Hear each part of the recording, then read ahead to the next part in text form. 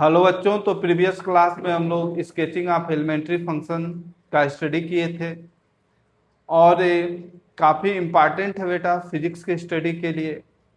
और इस चीज़ को हमेशा प्रैक्टिस करते रहना है, जहाँ भी कोई फंक्शन दिखे उसको प्लॉट करने की कोशिश करते रहो।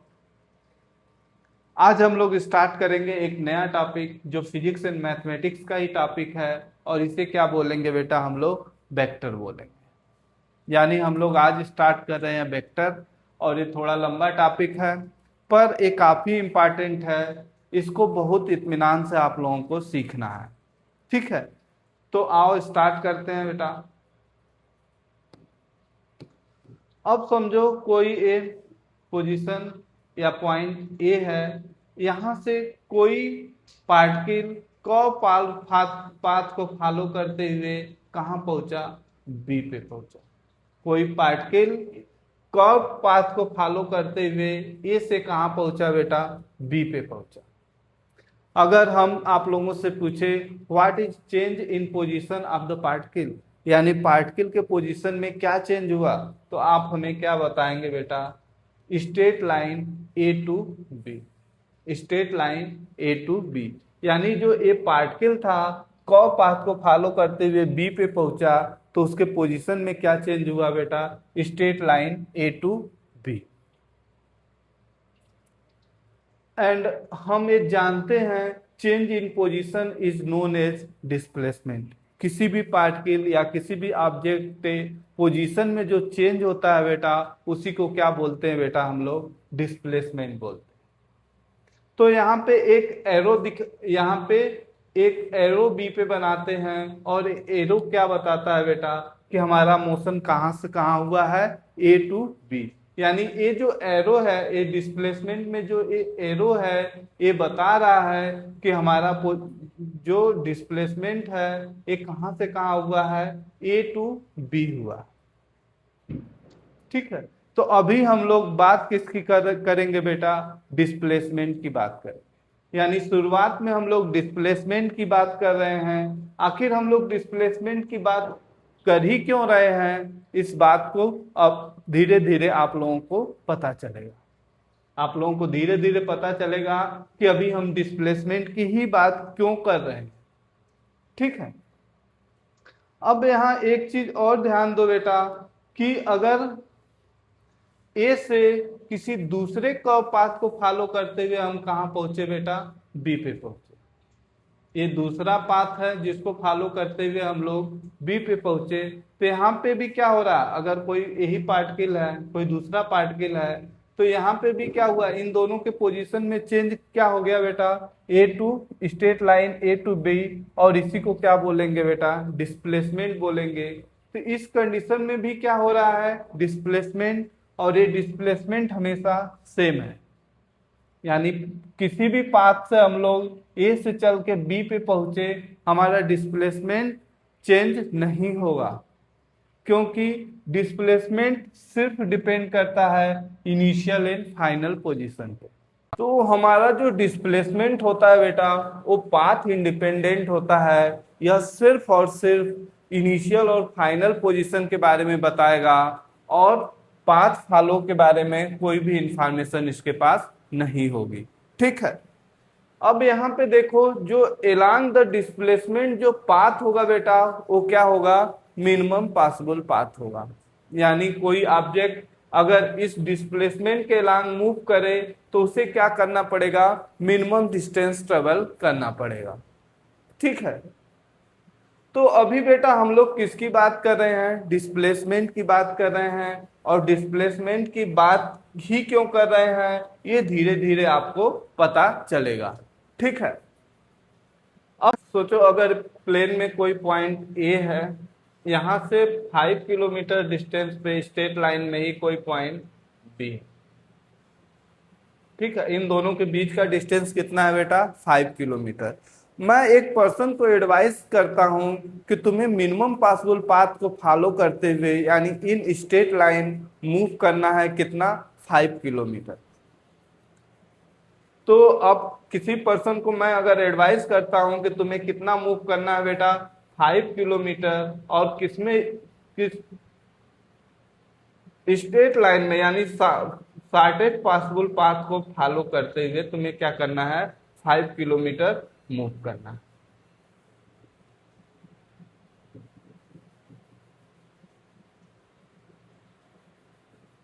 तो बेटा क्या ये जरूरी है कि वो पर्सन पॉइंट बी पे पहुंच जाएगा? अगर किसी पर्सन को एडवाइस दिया गया कि तुम्हें स्ट्रेट मिनिमम पास पुल पाथ को फॉलो करते हुए यानी स्ट्रेट लाइन में 5 किलोमीटर मूव करना है, तो क्या ये जरूरी है कि वो पार्टिकल बी तक पहुंच जाएगा या वो पर्सन बी तक पहुंच जाएगा? ऐसा जरूरी नहीं है, वो कहीं भी पहुंच सकता है। तो जैसे ही मैं तुम्हें कहूंगा कि तुम्हें पॉइंट बी पे पहुंचना है जिसका डिस्टेंस क्या है, 5 किलोमीटर है, मैं कहूंगा मूव 5 किलोमीटर स्ट्रेट, तो तुम तुरंत अपने प्रीवियस ज्ञान से या प्रीवियस इंस्टीट्यूशन से तुम पूछोगे कि in which direction we have to move. तो मैं बताऊंगा किसी रिफरेंस लाइन से थीटा एंगल फॉर्म करते हुए तुम्हें कहाँ कितना मूव करना है, किसी रिफरेंस लाइन से थीटा एंगल पे तुम्हें स्ट्रेट लाइन मूव करना है बेटा 5 किलोमीटर। तो तुम कहाँ पहुंच जाओगे, तुम पॉइंट बी पे ही पहुंचोगे और किसी दूसरे पॉइंट पे नहीं पहुंचोगे। यानी डिस्प्लेसमेंट को रिप्रेजेंट करने के लिए हमें दो चीजों की जरूरत पड़ रही है, magnitude as well as direction.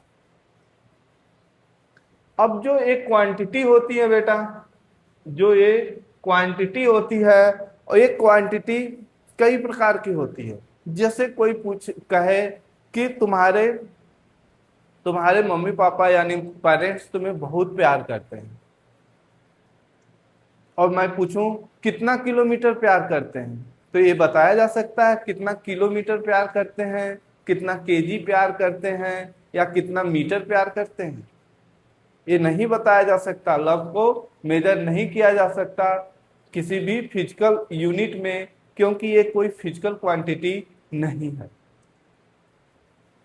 जैसे ही तुमसे पूछा जाए कि तुम बताओ, मार्केट में गए और जैसे खरीदने जाते हो कुछ भी घर का सामान, जैसे 5 केजी चावल खरीदना है, तुम्हें राइस खरीदना है, तो क्या तुम जाके कहोगे कि 5 किलो राइस इन नॉर्थ, या फिर नॉर्थ डायरेक्शन, या 5 किलो पल्सेस इन साउथ डायरेक्शन? ऐसा नहीं बोलोगे। इसको रिप्रेजेंट करने के लिए सिर्फ क्या करोगे, 5 किलो राइस या 10 किलो पल्सेस, ठीक, या फिर 2 लीटर मिल्क। तुम नहीं बोल सकते हो 2 litre milk in left direction या इन नॉर्थ डायरेक्शन, ठीक है। बट जैसे ही हम कोई भी, जैसे ब्लॉक है सरफेस पे है, अब हम तुमसे पूछे कि इस पे अप्लाई करो 5 न्यूटन फोर्स, इस ब्लॉक पे कितना फोर्स अप्लाई करना है बेटा, 5 न्यूटन। तुरंत तुम पूछोगे in which direction, force in which direction we have apply 5 kilo newton force on this blocks, on the block, ठीक है। तो बहुत सारे फिजिकल क्वांटिटी है जिसके लिए मैग्नीट्यूड और डायरेक्शन दोनों की आवश्यकता पड़ती है, और बहुत सारे फिजिकल क्वांटिटी ऐसी भी है जिससे सिर्फ मैग्नीट्यूड से ही काम चल जाता है, और ऐसी भी क्वांटिटी है जिसके लिए यूनिट की कोई जरूरत। प्लेसमेंट है बेटा, वो सिर्फ इनिशियल और फाइनल पोजीशन का इंफॉर्मेशन देता है, ये पाथ के बारे में कोई इंफॉर्मेशन नहीं देता है, ठीक। अब यहीं से आगे बढ़ते हैं। अब यहाँ पे देखो, अगर कोई पॉइंट ए है, ए से कोई पार्टिकल किसी टेढ़े मेढ़े रास्ते से चलते हुए कहाँ पहुंच गया बेटा, बी पे पहुंच। तो यहाँ पे डिस्प्लेसमेंट कितना हुआ, ए टू बी, और ये डिस्प्लेसमेंट समझो क्या है, 5 किलोमीटर। कितना है बेटा, 5 किलोमीटर डिस्प्लेसमेंट। और फिर उसके बाद क्या किया, यही पार्टिकल ऐसे किसी टेढ़े और पाथ को फॉलो करते हुए कहाँ पे पहुंच गया बेटा, सी पे। और यहाँ पे भी ए भी डिस्प्लेसमेंट कितना है, 5 किलोमीटर। ये भी डिस्प्लेसमेंट कितना है, 5 किलोमीटर है। ए से चला बी पे गया, बी से चला सी पे गया।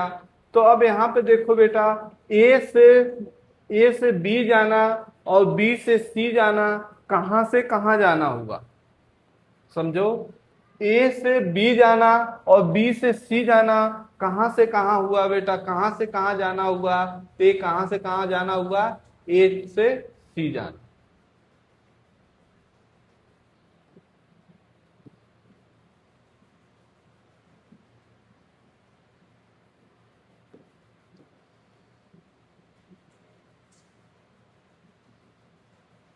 यानी ए से बी जाना और बी से सी जाना, कहां से कहां जाना हुआ, ए से सी जाना। तो यानी क्या हो गया कि ए डिस्प्लेसमेंट ए बी और बी सी डिस्प्लेसमेंट का जो रिजल्टेंट डिस्प्लेसमेंट हुआ बेटा, वो क्या हो गया, ए सी हो गया। ए सी क्या हो गया, resultant.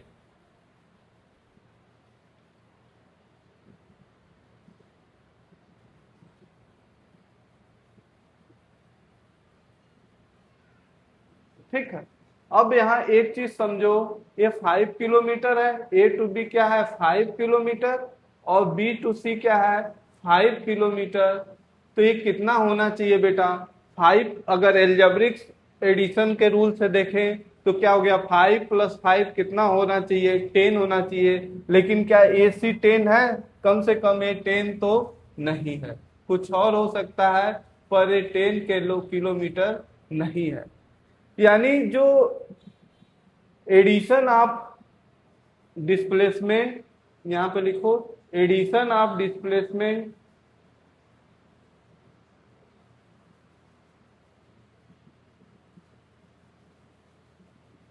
Addition of displacement not follow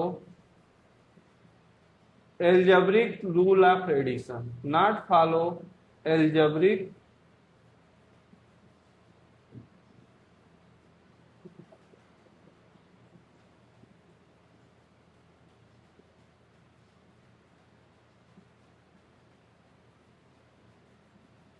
यानी एडिशन ऑफ जो डिस्प्लेसमेंट है बेटा, एल्जेब्रिक रूल ऑफ एडिशन को फॉलो नहीं करता है। किसको फॉलो नहीं कर रहा है, एल्जेब्रिक रूल ऑफ एडिशन को फॉलो नहीं कर रहा है। क्योंकि हम लोग डिस्प्लेसमेंट के डिफिनेशन से देख रहे हैं, ए से बी जाना, बी से सी जाना, कहां से कहां जाना, ए से सी जाना। यानी 5 + 5 ये 10 होना चाहिए, पर ये 10 तो नहीं है। तो यानी जो एडिशन ऑफ डिस्प्लेसमेंट है, एल्जेब्रिक रूल ऑफ एडिशन को फॉलो नहीं करता है। इट डेवलप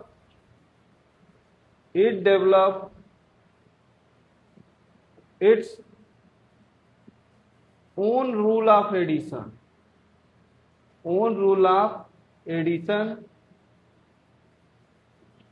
known as, किस नाम से इसको जानते हैं बेटा, triangle law of addition, known as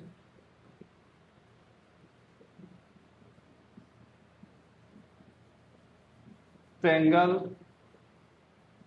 law of addition.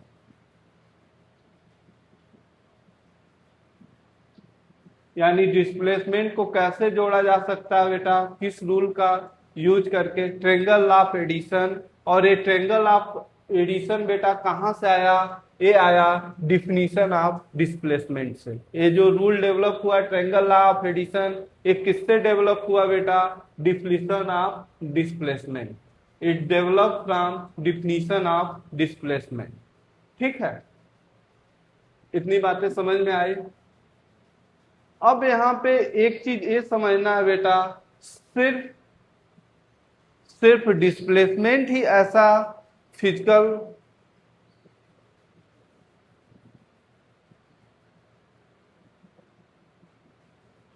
अब यहाँ पे हुआ ये बेटा कि सिर्फ डिस्प्लेसमेंट ही ऐसा फिजिकल क्वांटिटी नहीं है जो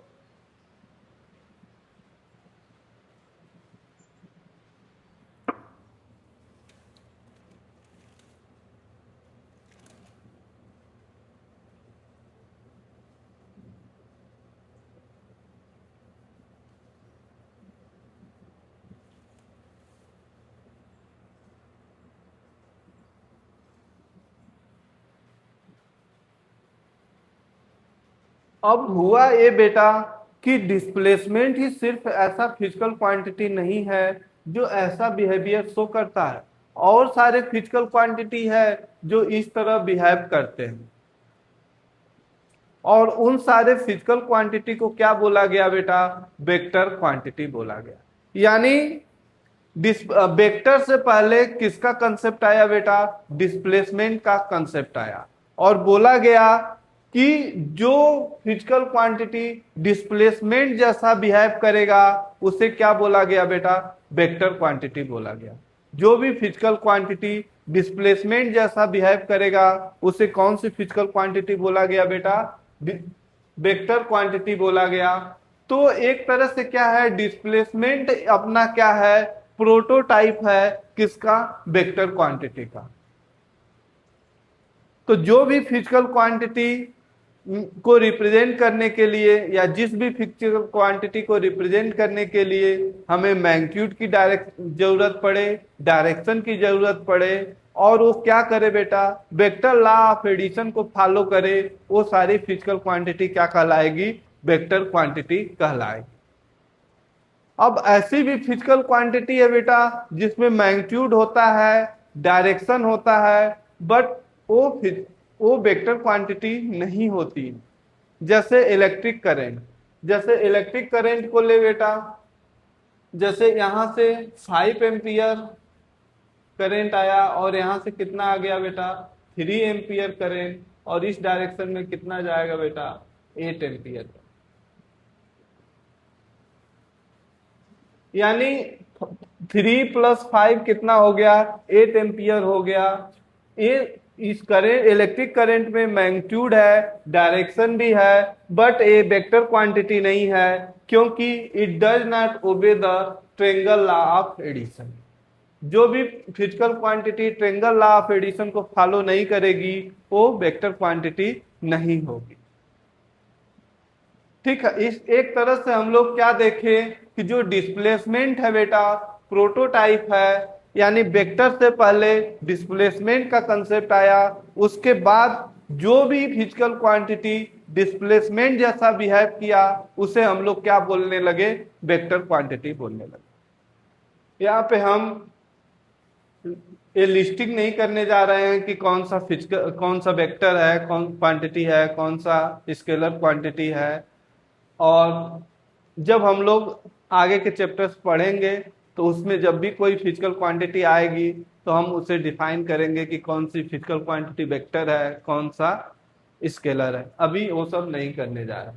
तो अभी जो चीजें सीखे बेटा उसको हम लोग यहाँ पे राइट डाउन करेंगे, और आप लोग भी इंतजाम इत्मीनान से लिखोगे। तो पहला क्या है? इन position of particle is known as displacement.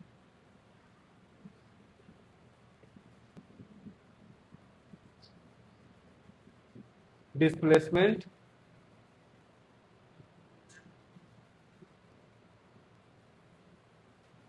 is straight line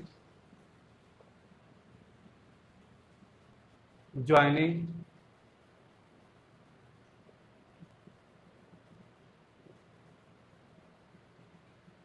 initial to final position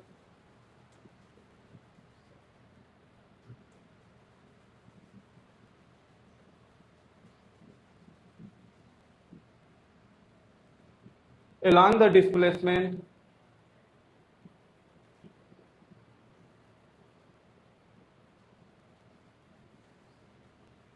we have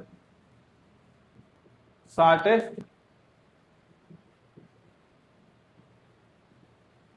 possible path to move from initial to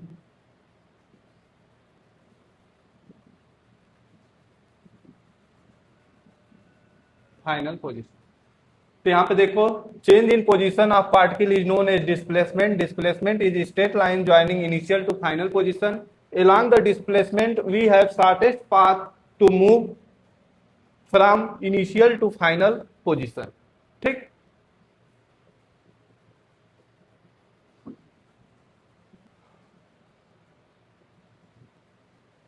displacement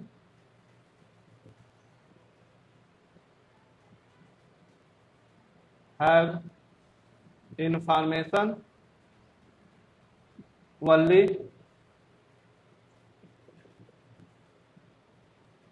initial and final position।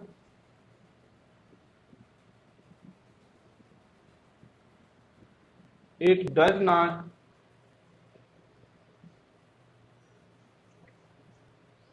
give it does not gives any information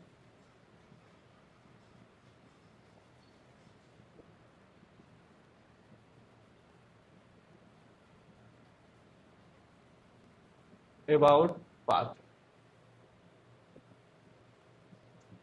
ठीक, path के बारे में displacement के पास कोई information नहीं होता।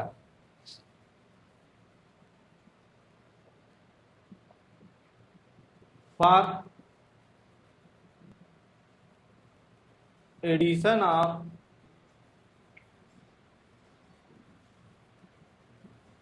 Displacement algebraic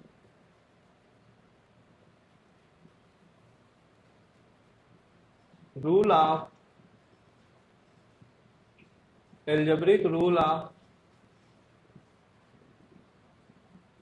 addition is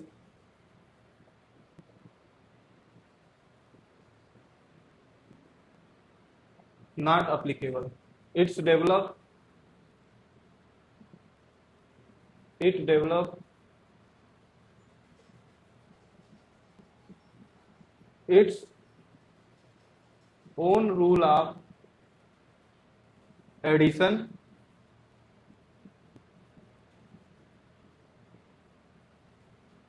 known as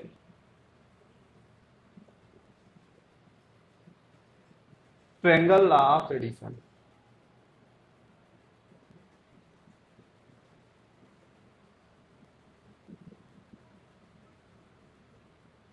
ठीक है, ये कौन सा रूल डेवलप किया है बेटा? Triangle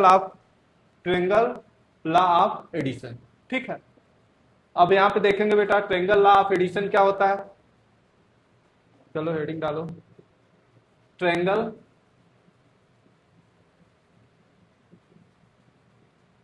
law of addition.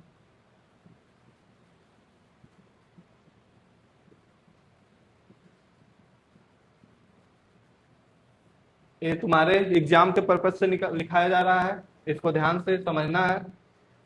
अब यहां पे समझो बेटा कोई डिस्प्लेसमेंट ए टू बी है, फिर क्या है बी टू सी है। अगर इसको ऐड किया गया तो ए क्या हो गया सी टू ए। अगर ए कोई डिस्प्लेसमेंट ए क्या है ए सी क्या हो गया बेटा, ए क्या है रिजल्टेंट डिस्प्लेसमेंट।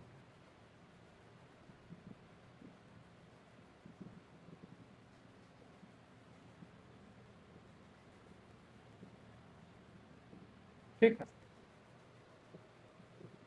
तो यहां पे लिखेंगे triangle law of addition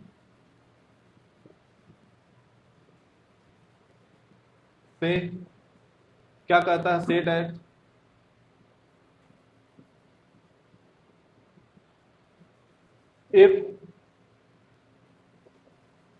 if two side of triangle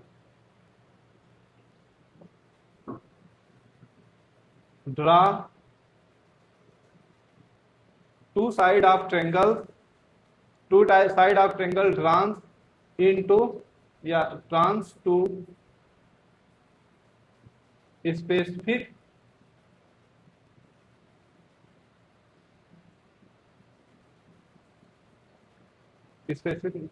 to drawn to particular scale, drawn to particle scale in order, then third side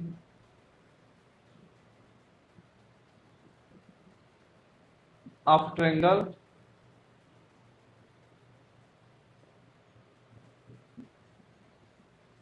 in same scale, triangle to same scale in opposite order,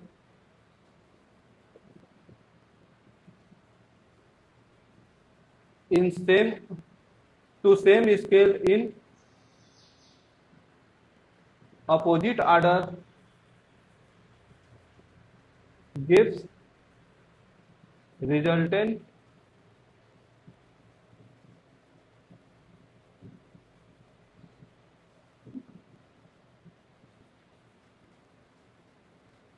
displacement.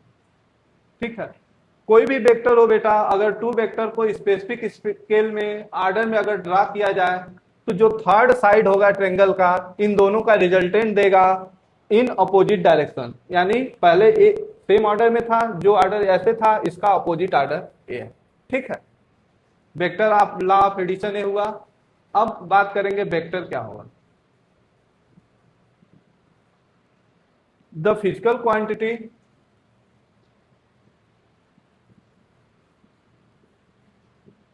which behave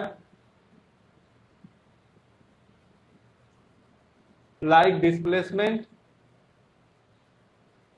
the physical quantity which behave like displacement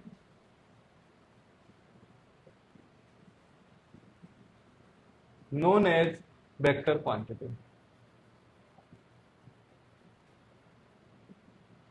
जो quantity बेटा, जो भी physical quantity displacement जैसा behave करता है वो सब vector quantity होता है। यानी vector quantity have magnitude as well as direction and it must have follow the triangle law of addition। It must have follow the triangle law of addition। Triangle law of addition also known as triangle law of addition, also known as vector law of addition।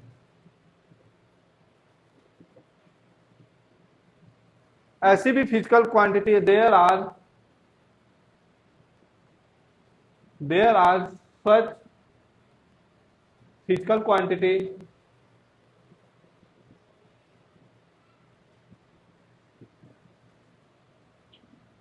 which have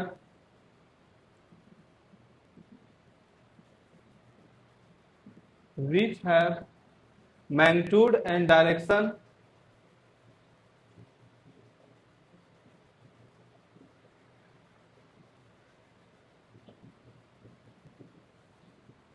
but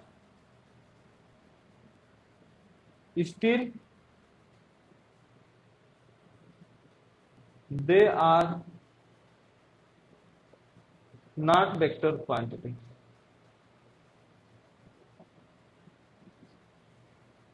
because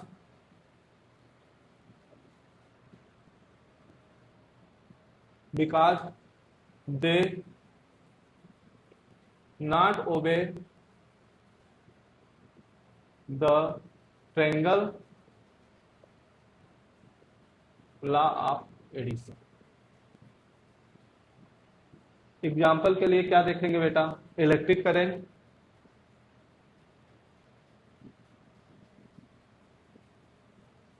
ठीक, electric current.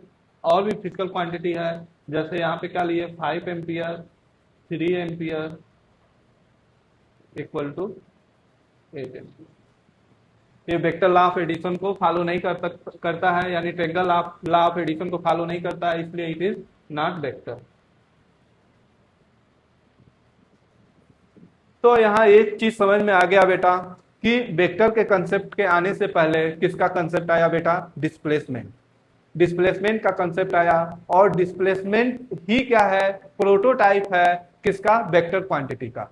तो जो भी physical quantity displacement जैसा behave करी या displacement जैसा property दिखाई, उसे क्या बोला गया बेटा, वेक्टर क्वांटिटी बोला गया। तो मैथमेटिक्स में हम लोग जैसे एल्जेब्रिक नंबर का एडिशन, सब्ट्रैक्शन, मल्टीप्लिकेशन और डिवीजन पढ़ते हैं बेटा, उसी तरह हम लोग वेक्टर क्वांटिटी का भी क्या सीखेंगे, एडिशन सीखेंगे, सब्ट्रैक्शन सीखेंगे, मल्टीप्लिकेशन सीखेंगे। और हम लोग वेक्टर क्वांटिटी का डिवीजन नहीं सीखेंगे। डिवीजन क्यों नहीं सीखेंगे बेटा, इसको आप लोगों को सोचना है। हम कोर्स के दौरान डिस्कस करेंगे कि वेक्टर का डिवीजन हम क्यों नहीं पढ़ते हैं, ठीक है। तो चलो आगे बढ़ते हैं और एडिशन सीखते हैं। पहले क्या सीखेंगे बेटा, एडिशन ऑफ वेक्टर या वेक्टर एडिशन, वेक्टर एडिशन।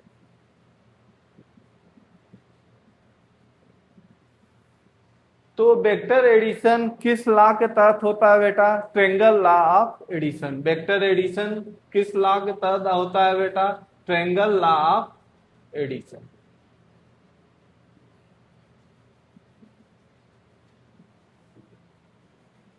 यानी हम पढ़ने क्या जा रहे हैं बेटा, ट्रायंगल लॉ ऑफ एडिशन ही पढ़ने जा रहे हैं। यहाँ पे ट्रायंगल लॉ ऑफ एडिशन या वेक्टर एडिशन के बेटा दो मेथड है जिसको हम लोग डिस्कस करेंगे। पहला जो मेथड होगा बेटा वो क्या होगा, ज्योमेट्रिकल मेथड।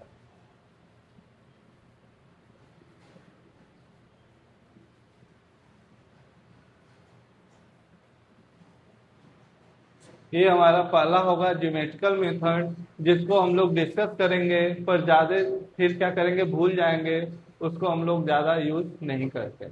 दूसरा क्या है बेटा, एनालिटिकल मेथड।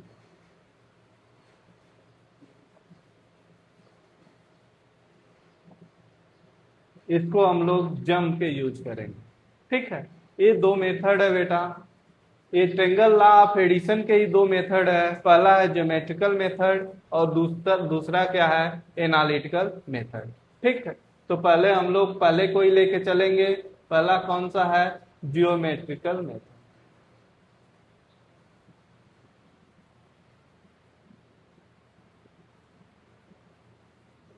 ठीक, इसको हम लोग डिस्कस करेंगे, फिर क्या करेंगे, भूल जाएंगे, इसको ज्यादा हम लोगों को यूज नहीं करना है, ठीक। तो यहाँ पे ज्योमेट्रिकल मेथड में हम लोग एडिशन सीखने से पहले हम लोग वेक्टर का रिप्रेजेंटेशन सीखेंगे। क्या सीखेंगे बेटा, representation of vector.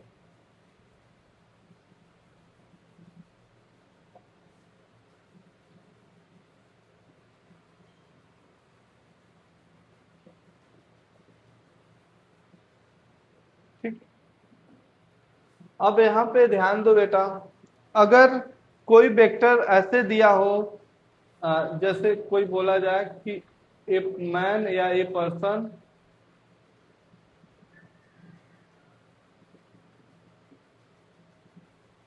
Moves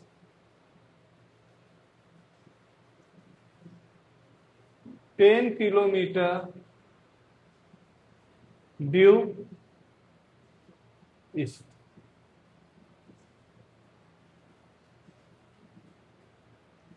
a man है जो क्या कर रहा है, मूव करता है कितना बेटा, 10 किलोमीटर ईस्ट में, ठीक है।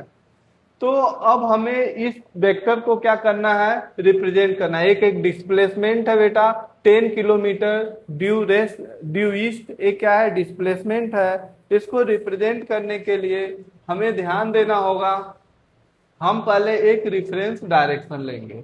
जैसे ऊपर के डायरेक्शन को हम लोग क्या बोलेंगे बेटा, नॉर्थ, और इसको क्या बोलेंगे, ईस्ट बोलेंगे। ये नॉर्थ है और ये ईस्ट है, तो ये क्या हो जाएगा बेटा, साउथ, और ये क्या हो जाएगा, वेस्ट।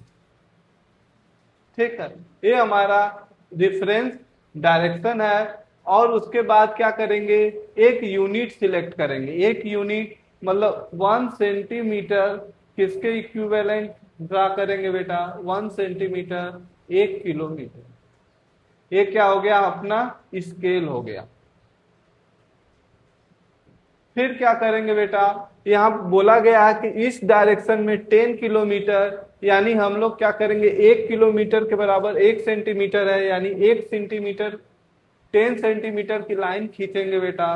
तो यहाँ पे हमारा जो वेक्टर होगा ऐसे, ये क्या है, 10 सेंटीमीटर, यहाँ लिखा भी नहीं रहेगा, 10 सेंटीमीटर की एक लाइन खींचेंगे जिसपे क्या एरो हेड डायरेक्शन को शो करेगा, और ये जो लाइन की लेंथ है वो किसको शो करेगा बेटा, डिस्प्लेसमेंट की शो करेगा। तो ये पूरे चीज को अगर लिख देंगे तो ये क्या रिप्रेजेंट करेगा बेटा, एक वेक्टर को रिप्रेजेंट कर दिया। अब कुछ समय बाद अगर हमें ये पता करना है कि ये डिस्प्लेसमेंट कितना है, ये जो बनाया गया डिस्प्लेसमेंट है ये कितना है, तो हम क्या करेंगे, एक स्केल लेंगे और इसके डिस्टेंस को मेजर करेंगे। जब इसके डिस्टेंस को मेजर करेंगे तो ये डिस्टेंस कितना आएगा, 10 सेंटीमीटर। फिर इस 10 सेंटीमीटर को 1 kilometre, 1 centimetre equal to 1 kilometre, तो हम लोग समझ जाएंगे कि ये डिस्प्लेसमेंट क्या है, इस डायरेक्शन में कितना रिप्रेजेंट किया गया है, 10 किलोमीटर रिप्रेजेंट किया गया है। जो भी मैप बनता है बेटा, इसी रिप्रेजेंटेशन का यूज करके बनाया जाता है। जैसे हम लोग अगर एक एटलस ले बेटा, एटलस में अगर इंडिया के दो शहरों के बीच का डिस्टेंस निकालना है तो पहले वहां पे जो यूनिट दिया होगा, जो स्केल दिया होगा उसको ध्यान देते हैं। फिर स्केल के मदद से क्या करते हैं, उन दोनों शहरों के बीच के डिस्टेंस को नापते हैं और स्केल से मल्टीप्लाई करके बता देते हैं कि उनके बीच का डिस्टेंस कितना। या फिर जैसे लैंड वैंड हो या गांव में जो जमीन होती है बेटा, उसका क्या होता है, मैप बना रहता है। तो मैप भी इसी तरह स्केल दे के प्लस डायरेक्शन दे के बनाया गया रहता है। उसको गांव का नेकपाल आता है, अगर दो व्यक्तियों के बीच में जमीन के मैटर की वजह से झगड़ा हो जाता है तो गांव में क्या होता है, नेकपाल आता है और इन सारी चीजों को नाप के अच्छे से बता पाता है कि किसका कितना जमीन है और कहाँ तक है और किस डायरेक्शन में है। क्योंकि वहां पे क्या होता है, सारे जो मैप बने होते हैं वो कैसे बने होते हैं बेटा, किसी स्पेसिफिक स्केल और रिफरेंस डायरेक्शन को ध्यान में रख के बनाए जाते हैं। ये क्या है, रिप्रेजेंटेशन है। अगर तुमसे पूछा जाए एक और रिप्रेजेंट करो बेटा, एक क्वेश्चन ही लो। क्वेश्चन क्या है, a man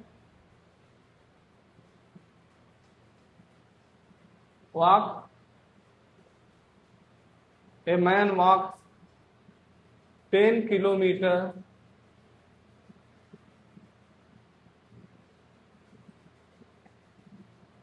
north of east, 10 kilometre due north of east. A man walk 10 kilometre north of east. North of east का मतलब ये हुआ बेटा, जो एंगल बन 10 किलोमीटर, यहाँ पे लिखो, a man walks 10 kilometre 60 degree north of east. North of east का मतलब ये हुआ बेटा, जो हमारा एंगल बन रहा है वो ईस्ट डायरेक्शन से नॉर्थ डायरेक्शन की तरफ बन रहा है। अब इस चीजों को रिप्रेजेंट करना है तो हमें क्या करना है, पहले अपना रिफरेंस डायरेक्शन, यानी ये जो ऊपर वाला डायरेक्शन है नॉर्थ और ये वाला डायरेक्शन क्या है, ईस्ट। ठीक है, तो यहाँ पे और एक स्केल लेंगे। स्केल क्या है, 1 सेंटीमीटर इक्विवेलेंट किसके है बेटा, 1 किलोमीटर। ये क्या हो गया, स्केल हो गया, और ये क्या हो, रिफरेंस डायरेक्शन हो गया। इसके बाद हम रिप्रेजेंट करेंगे, ये क्या है हमारा, ईस्ट है, और ये क्या है, नॉर्थ है। तो जो हमारा डिस्प्लेसमेंट है बेटा वो कितना है, 60 डिग्री। 60 डिग्री कहाँ से फॉर्म कर रहा है बेटा, ईस्ट से फॉर्म कर रहा है, और ये 10 सेंटीमीटर ड्रा कर देंगे तो ये वो क्या कहलाएगा बेटा, स्पेसिफिक रिप्रेजेंटेशन क्या, यानी इस तरह इसको रिप्रेजेंट किया जा सकता है। A man walks 10 kilometre 60 degree north of east का मतलब इसको इतना इंफॉर्मेशन दे दोगे तो कंप्लीट रिप्रेजेंटेशन हो गया किसी भी वेक्टर का। तो इस तरह से हम लोग वेक्टर को क्या कर लेते हैं बेटा, रिप्रेजेंट कर लेते हैं। ईस्ट ऑफ नॉर्थ का मतलब ये हो गया, नॉर्थ ऑफ ईस्ट का मतलब हो गया कि हमारा जो एंगल फॉर्म होगा ईस्ट डायरेक्शन से किस डायरेक्शन में फॉर्म होगा बेटा, नॉर्थ डायरेक्शन की तरफ। यहाँ पे कुछ क्वेश्चन देते हैं जिसको आप लोगों को क्या करना, फ्री हैंड रिप्रेजेंट करना, ठीक है। क्वेश्चन क्या है बेटा, ए मैन वॉक्स, पहला 10 kilometre 30 degree north of east, दूसरा 20 kilometre due waste,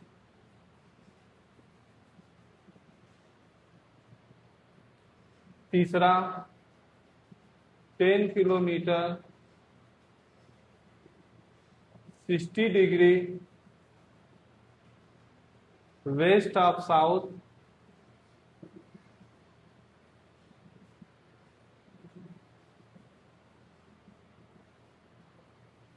twenty kilometre 30 degree west of north, पांचवा 10 kilometre 60 degree east of south. चलो इसको क्या करो, फ्री हैंड रिप्रेजेंट करो। एक क्वेश्चन है और इसको करने के बाद ही सॉल्यूशन देखना।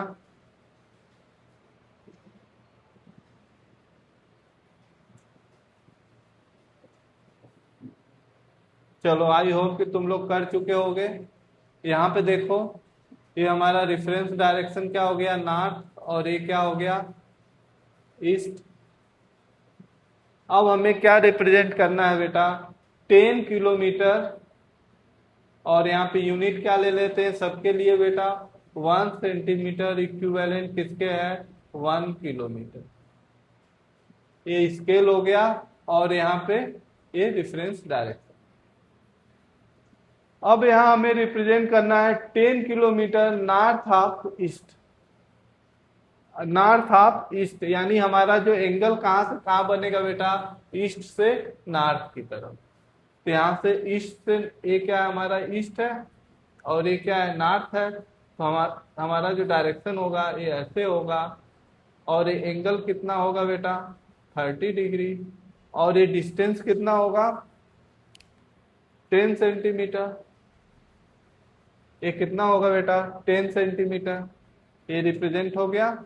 दूसरा क्या है बेटा, 20 kilometre due west, west direction में 20 किलोमीटर। वेस्ट क्या ये डायरेक्शन है, यहाँ से सिर्फ इसी डायरेक्शन में ड्रा कर लेंगे, और ये कितना हो जाएगा, 20 सेंटीमीटर। ये हो गया अपना पहला। ये क्या हो गया दूसरा। तीसरा क्या है बेटा, 10 किलोमीटर वेस्ट ऑफ साउथ, 10 किलोमीटर west of south. 10 kilometre draw करना है, लेकिन जो एंगल कहाँ से बन रहा है बेटा, साउथ से वेस्ट डायरेक्शन में। यहाँ साउथ से वेस्ट डायरेक्शन में एंगल बन रहा है, तो ये हमारा क्या है, साउथ, साउथ से 60 डिग्री किस डायरेक्शन में, वेस्ट डायरेक्शन में। तो ये हमारा क्या हो जाएगा, ये 10 सेंटीमीटर, और ये एंगल कितना है बेटा, 60 डिग्री। ठीक। चौथा क्या बेटा 20 kilometre 30 degree 30 degree 30 degree north of west west of north, यानी एंगल हमारा कहाँ से बन रहा है, नॉर्थ से किस डायरेक्शन में बन रहा है, वेस्ट डायरेक्शन में, कितना 30 डिग्री। और ये डिस्टेंस कितना है बेटा 20 सेंटीमीटर, और ये एंगल कितना होगा 30। ये हमारा क्या हो गया, चौथा हो गया। ये पहला, दूसरा, ये तीसरा। पांचवा क्या है बेटा 10 kilometre east south of east, south of east, यहाँ से 60 डिग्री, और कितना है 10 किलोमीटर, यानी 10 सेंटीमीटर, और एंगल ए बन गया। इस तरह से हम लोग क्या कर लिए बेटा, सबको क्या कर लिए, स्पेसिफिक स्केल के अंदर क्या कर लिए, सारे वेक्टर को रिप्रेजेंट कर लिए। ठीक है, अब देखते हैं बेटा, यहाँ पे कोई वेक्टर क्या है, ए है, कोई वेक्टर क्या है, ए है, और इसका डायरेक्शन क्या दिया हुआ है, यहाँ पे डिफरेंस डायरेक्शन ले ले नॉर्थ, और ये क्या है, और दूसरा वेक्टर क्या है, इस रेफरेंस लाइन से क्या कर रहा है, एक वेक्टर बी है,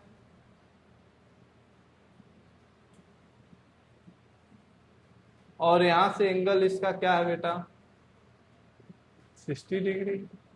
अब इन दोनों वेक्टर को हमें क्या करना है, ऐड करना। इन दोनों वेक्टर को हमें क्या करना है बेटा, ऐड करना है। तो इसको कैसे ऐड करेंगे, जो भी वेक्टर अच्छा लगे उस वेक्टर के हेड पे क्या लाएं, दूसरे वेक्टर का टेल लाएं। जो भी वेक्टर हमें अच्छा लगे उस वेक्टर के हेड पे दूसरे वेक्टर का क्या लाना है, टेल लाना। ठीक है, यहां पे देखो, अगर ये हमारा क्या वेक्टर ए है, इसके हेड पे क्या लाए बेटा, दूसरे वेक्टर का क्या लाएंगे, टेल लाएंगे। यानी ए वेक्टर ए है, ए वेक्टर बी है, और ये क्या है 60 डिग्री है। तो ए टू बी, ये जो वेक्टर होगा, अगर मान लो एक कोई पॉइंट ओ है, ये क्या है ए है, और ये क्या है बी है, तो इन दोनों का जो रिजल्टेंट वेक्टर होगा बेटा वो क्या होगा, ओ बी होगा। ओ बी किसके बराबर होगा बेटा, O A plus A B,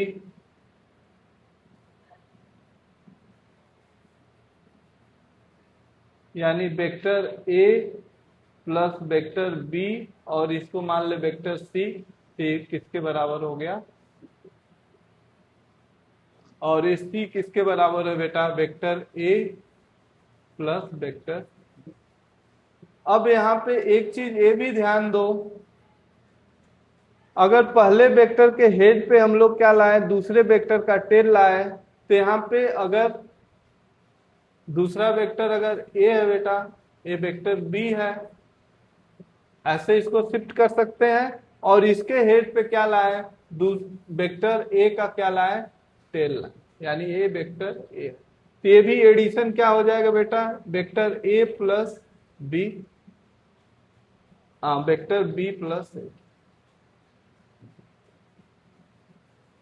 तो यहां पे देखो vector A plus B same ही है वेक्टर बी प्लस ए, तो यहां पे हम लोग आराम से लिख सकते हैं a vector A plus B equal to क्या होगा, vector B plus vector A. तो ट्रायंगल लॉ ऑफ एडिशन या vector law of addition is commutative in nature. Vector law of addition क्या होता है, वेक्टर लॉ ऑफ एडिशन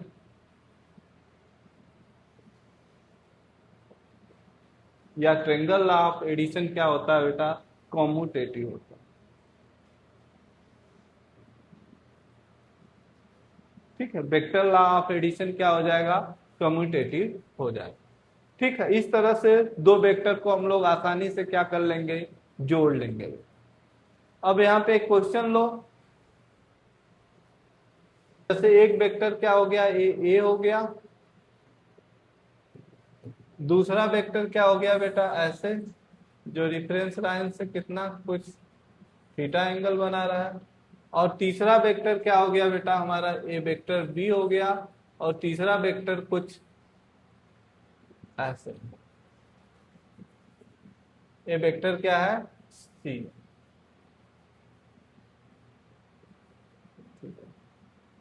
या theta. ये तीन वेक्टर है बेटा, तीनों को हमें क्या करना है, ऐड करना है। तो तीनों को ऐड करने के लिए क्या करोगे, जो वेक्टर अच्छा लगे उस पे, उसके हेड पे क्या लाए, दूसरे का टेल लाएंगे ऐसे, यानी वेक्टर ए प्लस क्या हो जाएगा वेक्टर बी, और ये स्पेसिफिक थीटा।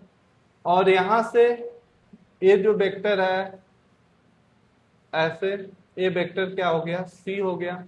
अब इन तीनों का जो रिजल्टेंट होगा बेटा, इसको मान ले अगर ओ, इसको क्या माने ए बी सी, तो ये रिजल्टेंट ए, यानी ए क्या हो गया vector A plus vector B plus vector C के बराबर।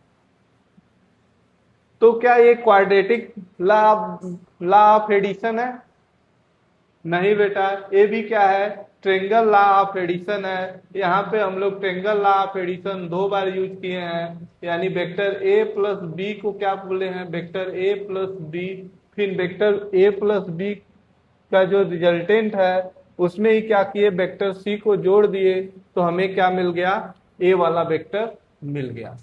तो यहाँ पे क्या किए हम लोग ट्रेंगल लॉ को बेटा दो बार अप्लाई किए, यहाँ पे ट्रेंगल लॉ को दो बार अप्लाई किए हैं। अगर तुम इसको क्वाड्रेटिक लॉ ऑफ एडिशन तुम बोलते हो तो हम मना नहीं करेंगे। इस तरह चाहे जितने भी वेक्टर हो बेटा, सब में बारी बारी से triangle law of addition use करके जितने भी वेक्टर हो सबको ऐड किया जा सकता है। ठीक है, तो चलो यहाँ पे क्वेश्चन लेते हैं। Question, a person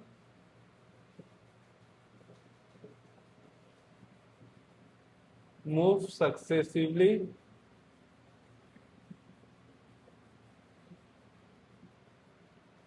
10 kilometre due east,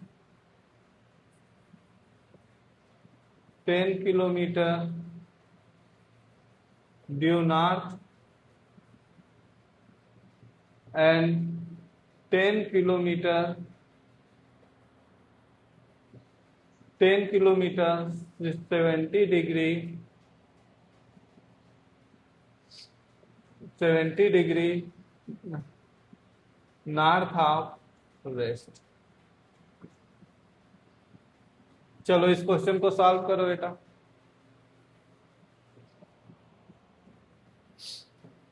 I hope तुम लोग सॉल्व कर चुके होगे। तो यहाँ पे देखो हमारा जो रेफरेंस डायरेक्शन है ये क्या है नॉर्थ है, और इधर क्या है ईस्ट है। तो यहाँ पे क्या करेंगे बेटा, एक यूनिट ले लेंगे, यूनिट क्या है एक स्केल लेंगे, 1 सेंटीमीटर इक्वल टू या इक्विवेलेंट किसके बराबर है 1 किलोमीटर। ये हमारा स्केल हो गया।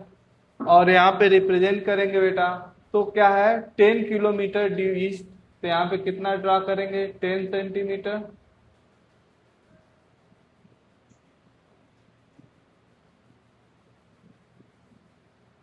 फिर यहां से कहा गया बेटा नॉर्थ डायरेक्शन में भी कितना ड्रा करेंगे 10 सेंटीमीटर। फिर यहां से कहा गया 10 किलोमीटर west of south of west, यानी यहाँ पे अगर अगर ए क्या हो जाएगा वेस्ट, तो वेस्ट पे कितने एंगल पे बेटा 70 डिग्री पे। तो यहाँ से प्रोटेक्टर से खींचेंगे हम लोग ऐसे 70 डिग्री, और ये कितना गया 10 किलोमीटर, और एंगल कितना है 70। तो हमारा जो रिजल्टेंट डिस्प्लेसमेंट होगा बेटा, यहाँ से अगर इसको O मान ले, इसको A मान ले, इसको B मान ले, C मान ले, तो हमारा रिजल्टेंट कितना हो जाएगा बेटा OC होगा। यही क्या होगा हमारा रिजल्टेंट डिस्प्लेसमेंट होगा। इसको मेजर करेंगे, फिर क्या करेंगे जो स्केल दे रहेंगे उससे मल्टीप्लाई कर देंगे, तो हमें क्या आ जाएगा रिजल्टेंट डिस्प्लेसमेंट मिल जाएगा। ठीक, यहाँ पे एक क्वेश्चन और करो। ए पर्सन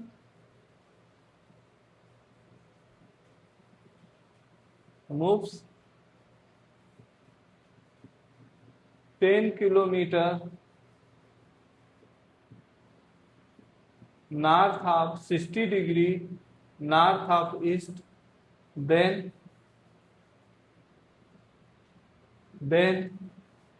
10 kilometer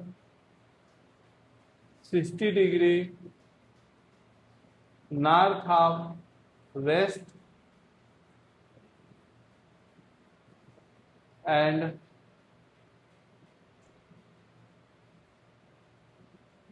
10 kilometer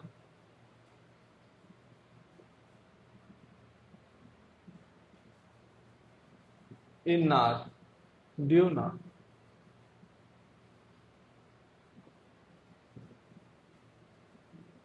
चलो सॉल्व करो बेटा इस क्वेश्चन को। तो पहले हम लोग क्या करेंगे, ड्रॉ करेंगे। तो पहला डायरेक्शन क्या है, ये ऐसे बना लेंगे। ये क्या है हमारा नॉर्थ ईस्ट है और ये हमारा क्या है नॉर्थ है। तो पहला डिस्प्लेसमेंट किधर है, 10 किलोमीटर नॉर्थ ऑफ ईस्ट। तो यहाँ पे क्या करेंगे, ऐसे 10 सेंटीमीटर की लाइन खींचेंगे और एंगल कितना होगा बेटा 60 डिग्री। फिर उसके बाद क्या खींचना है बेटा, north of west, north of west. यानी अगर ये डायरेक्शन रेफरेंस डायरेक्शन हो गया तो यहाँ से वेस्ट से ये क्या हो गया वेस्ट और ये क्या हो गया ईस्ट। तो वेस्ट से 60 डिग्री बनाते हुए एक डायरेक्शन ऐसे खींचेंगे 10 सेंटीमीटर ये भी।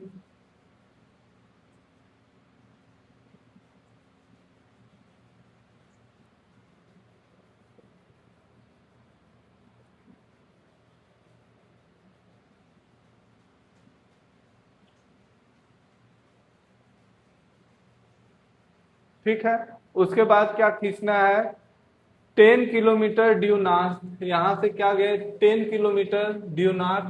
तो अगर ये 60 है बेटा और ये एंगल भी क्या है 60 है, तो ये करीब करीब यहां तो पहुंच ही जाएगा इस एक्सिस पे।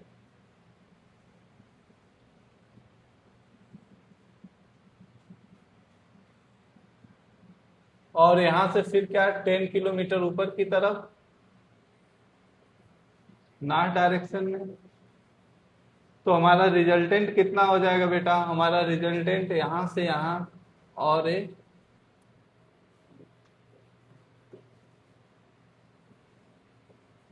अगर इसको O माने, इसको A माने, इसको B माने, C माने, तो हमारा रिजल्टेंट क्या हो जाएगा OC।